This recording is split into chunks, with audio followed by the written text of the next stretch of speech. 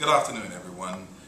We're here this afternoon to speak to you concerning the trip that I just took to meet with Prime Minister Cameron in the United Kingdom and England concerning this multilateral convention and agreement that he wished to have the overseas territories and the Crown dependencies take a closer look at with the intent of having some form of agreement signed. I don't think that it is any surprise that once we got out there to assess where and the direction that the Prime Minister was going, one of the major concerns was his beneficial business ownership and the exchange of information. That exchange of information wishing to be on a more of an automatic exchange, as opposed to a requirement being that when requested we would exchange that information when it came to beneficial ownership of businesses. I don't believe that it is a surprise also, as you've been looking in the news around the world, that many of the G8 nations have been looking at this agreement as well as to the direction that they wish to go in. And it has been very apparent that many of the G8 nations, like the US and Canada, have spoken out concerning this matter and have been pushing back to some degree as to how this is really going to happen. And so I met with the overseas territories, prime ministers and premiers, also with the Crown dependencies were represented there. We had the opportunity to sit down at the table with the Prime Minister Cameron and also with Mark Simmons, the overseas territory minister, and we had a rather lengthy luncheon meeting with the two of them about the concerns that we had as we move forward.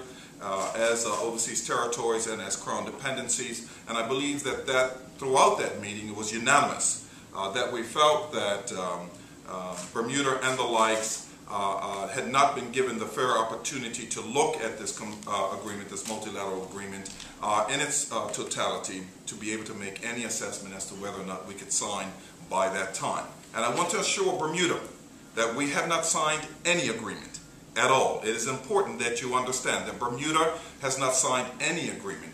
We need to be responsible, this government. And in being responsible, we must look at every T and make sure that it is crossed and every I and ensure that it is dotted, because we do not want to put at jeopardy the financial model that we do have in Bermuda.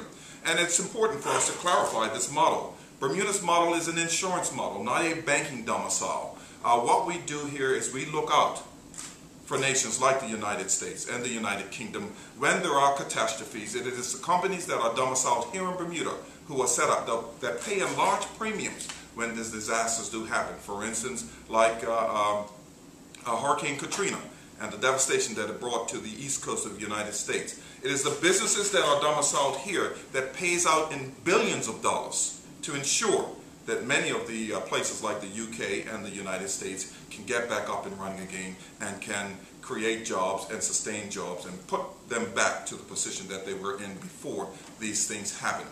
It is this government's goal to ensure that we maintain jobs and that we grow jobs through ensuring that the businesses that are here can thrive and excel, and that we can also draw interest to Bermuda with new businesses coming here. And it is this government's responsibility to ensure that we uphold this domicile, Bermuda, and what it is that we do. We are an insurance jurisdiction, and we will continue to thrive in that market to ensure that here in Bermuda, this is the number one when it comes to captive insurance and reinsurance and insurance. And we've been in that position since the very beginning and will continue to do so.